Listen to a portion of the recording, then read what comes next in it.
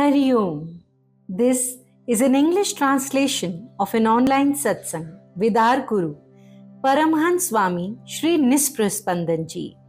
Many saints and spiritual teachers speak of Manas Jap or the mental repetition of a mantra, but very few discuss the practice of Likhit Jap, that is, the written repetition of a sacred name or mantra. This raises a question. Is written chant as powerful as mental or verbal chant? During a profound dialogue with Swamiji, a disciple posed this very question. Swamiji fondly walked the memory lane, recounting his memories of his paternal grandfather, who used to write the holy name of Lord Ram in red ink every day. Swamiji's response to the disciple's question was simple, yet layered with wisdom. He said, all forms of japa or chanting are powerful, but only if we truly understand their essence.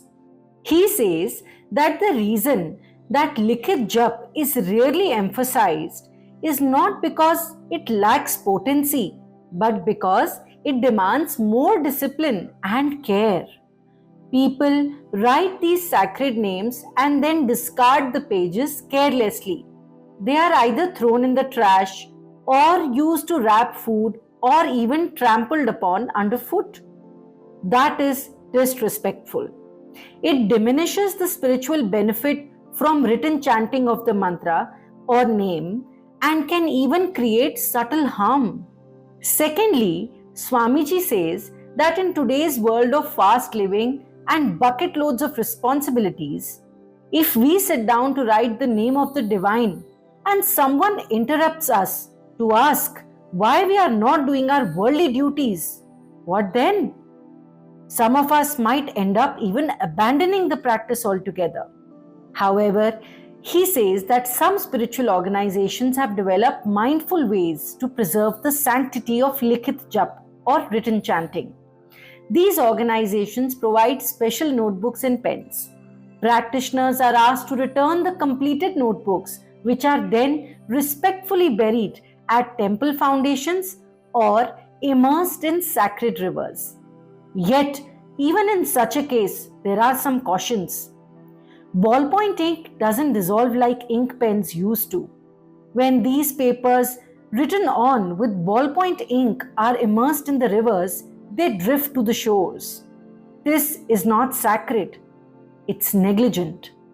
Swamiji shares a modern, eco-conscious method to deal with this problem.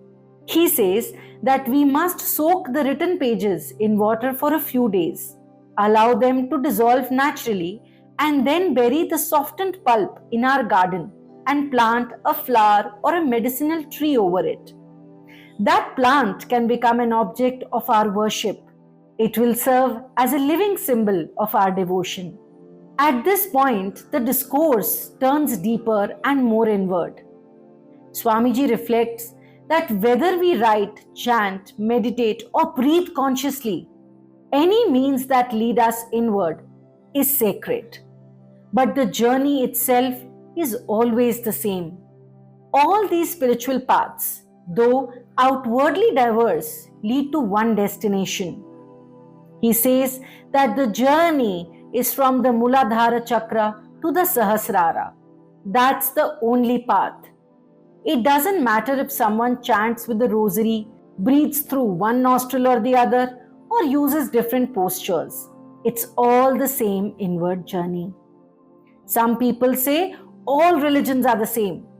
They are not just being poetic. They are expressing a deeper truth, which is that the road may appear different, but the destination is one.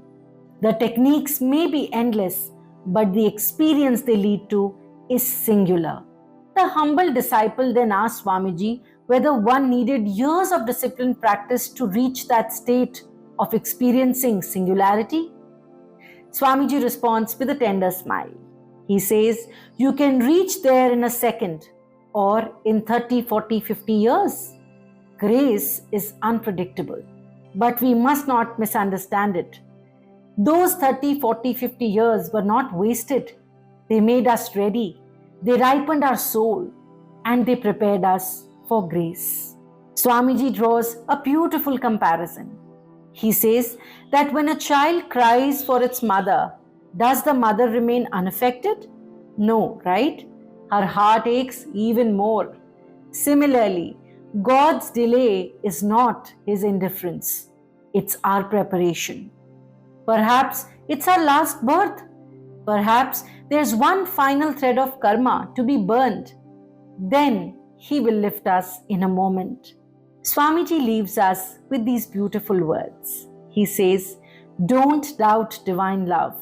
Keep remembering, keep chanting, keep longing. One day your longing will reach a crescendo, and in that moment you will disappear. The seeker will dissolve in the sought." Hari Om. We invite you to deepen your spiritual exploration with our newly launched ebook, Dive into the Unknown. This book offers invaluable insights by Swamiji that will guide you on your path of self-discovery and inner transformation. This book is available on all Amazon platforms across the globe. You can find the link in the description below. Also, if you'd like to explore more of these teachings in Hindi or Finnish, be sure to check out our other YouTube channels. Links to those channels are in the description below. Whether in English, Hindi or Finnish, the wisdom remains the same, timeless, universal and deeply enriching. Thank you for watching and do make sure to like, share and subscribe. See you in the next video. Hari Om.